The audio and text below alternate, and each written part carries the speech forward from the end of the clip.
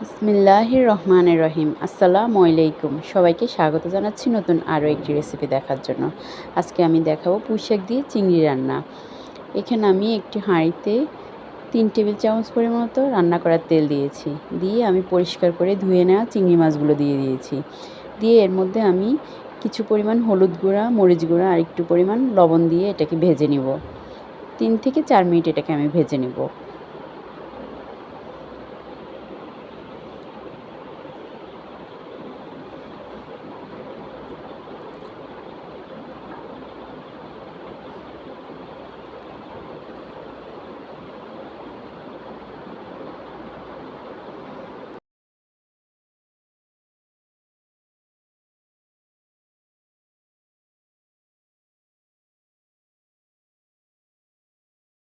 ভাজার পরে এটাকে আমি একটি প্লেটে উঠিয়ে নেব।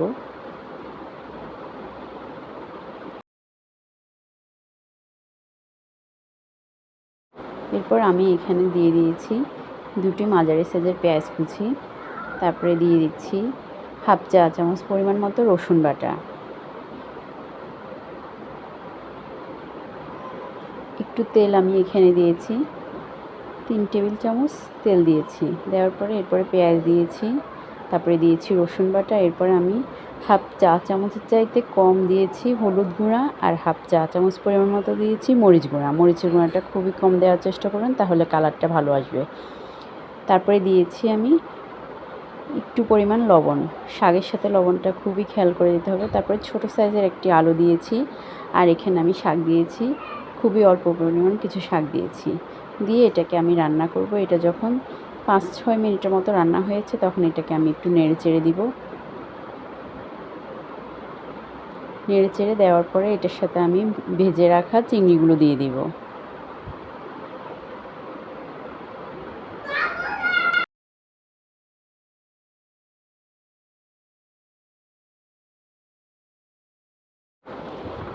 ভেজে রাখা চিংড়িগুলো দেওয়ার পরে চুলার আঁচটা আমি রেখেছি মিডিয়াম আছে।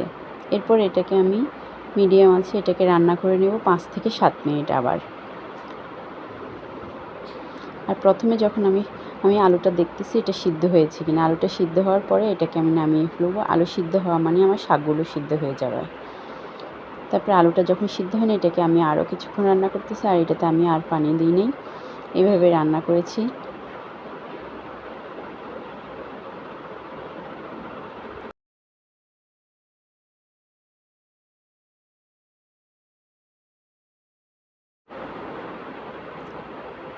প্রথমে যখন আমি শাকগুলো কষিয়েছি, তখন আমি এখানে 3 থেকে 4 মিনিট কষানোর পরে তারপরে শাকগুলোকে আমি একটু নেড়ে চেড়ে চিংড়ি দিয়ে দিয়েছি।